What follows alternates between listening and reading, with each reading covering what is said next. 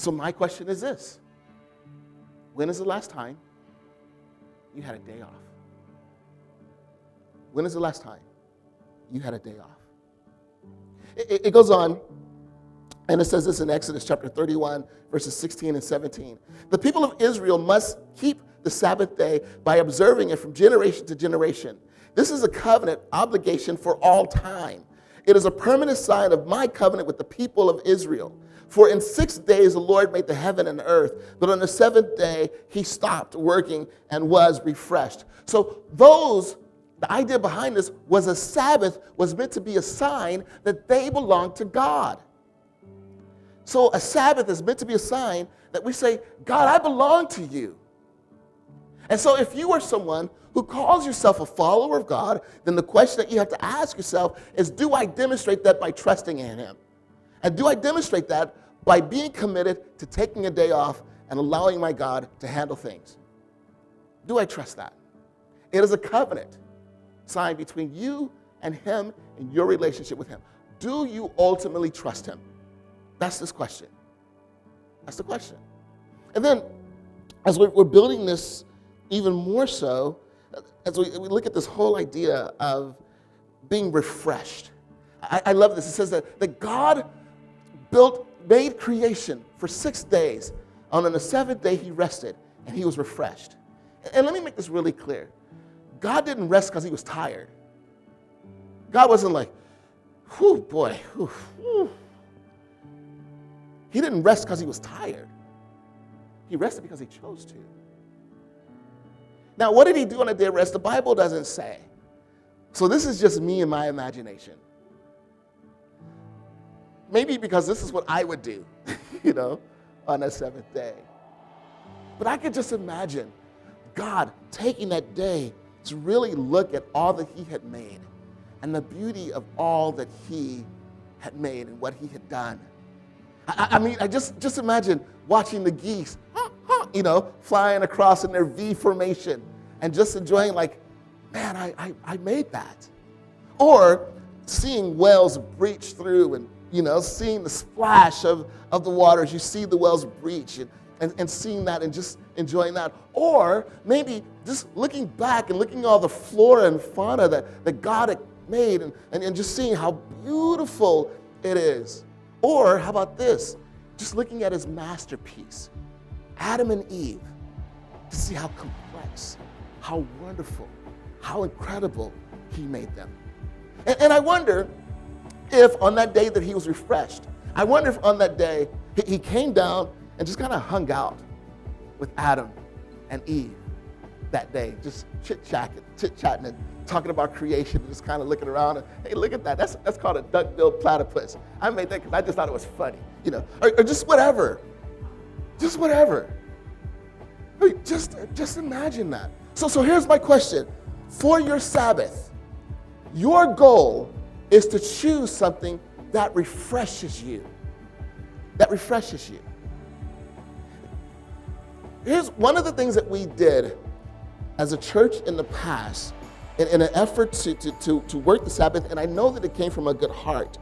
But many times what we did as churches is we said, the seventh day, Sunday is a Sabbath to the Lord. And then what we did was we overworked you in ministry. We tired you out that day. And we put pressure on you. And we said, well, you need to serve because what? It's a Sabbath day unto Jesus. And we put pressure on you. But if you go back and if you look, guess who else rested on the Sabbath? The priests. The priests took the day off. Now, I want to make this really clear. Should we do ministry for God? Absolutely. Should we serve? Absolutely. Should we make a difference? Absolutely. Should we tell people about Jesus? Absolutely. Should we spread the good news about Jesus and who he is? Absolutely. Definitely do that. But the goal of the Sabbath wasn't to mount on a pile of a bunch of other services that you needed to do. The goal of the Sabbath was to have a day that refreshed you. So what is it that refreshes you? I can tell you now, for me, my Sabbath is if I could sit down on the couch, watch movies all day, hang out with my kids and my wife, laugh, joke, and play games. That refreshes me. Maybe for you, refreshing might be you go to a park and you sit down on a bench, or maybe you lay out a blanket and you just grab a book and you read. Or maybe you go to the beach and you do that. You grab a book and you read. Maybe your refreshment might be that, you know what, I'm not doing this because I have to, but you know what, I love going out and feeding people who are hungry. Why? Because it just refreshes my soul. And it just kind of puts life into perspective for me. Maybe your refreshment might be going in the backyard and starting to do some gardening, because it just kind of gets you focused and your mind's in a different place. Dare I say this, maybe your refreshment might be hanging out playing video games. Maybe it might be. It could be. My kids are saying amen too, you know. So now, honey, you know what we're going to hear? Mom, Dad, we're taking our Sabbath. This is our Sabbath day. I'm resting for Jesus. No. You know, I like to rest a lot.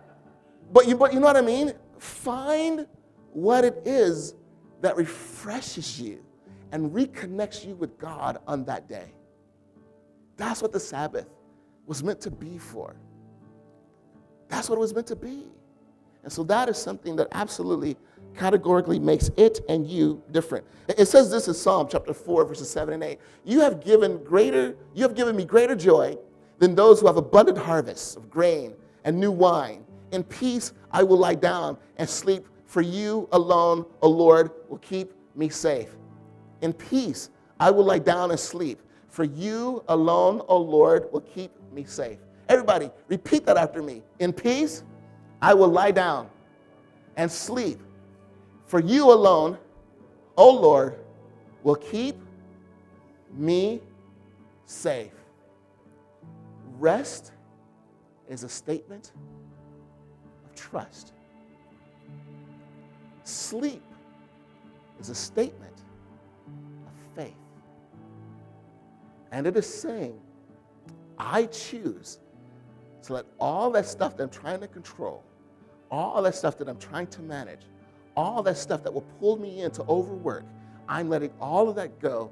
And God, I'm choosing this day to rest because I am trusting you, again, that you will take care of me. As I was preparing for this, you know, another thing that connected with me is I began to realize, because it says, take the Sabbath because I am the Lord who makes you holy. And I begin to think, what is another thing that God does that makes us set apart? What is another thing that God does that makes us unique? And think about it this way. What is it that he does? There's another word for rest that God gives us. It's called grace. It's called grace. So Sabbath is a sign of grace. And if you don't believe that, ask that person who's been set free from their debt for 50 years. Grace, to have their debt forgiven. Ask that slave who's been set free. The Sabbath is also connected to his grace. To his grace. Because literally what we're saying when we rely on God's grace is we're saying, God, I surrender myself to you and I trust you that you will make me holy, that you will make me set apart, that you will make me yours. Because I don't have the capacity to be good enough to do it myself. So the Sabbath is also a connection with the incredible grace that God pours into you because he loves you. So again, here's my question. When is the last time that you had a day off? And it wasn't because you're sick.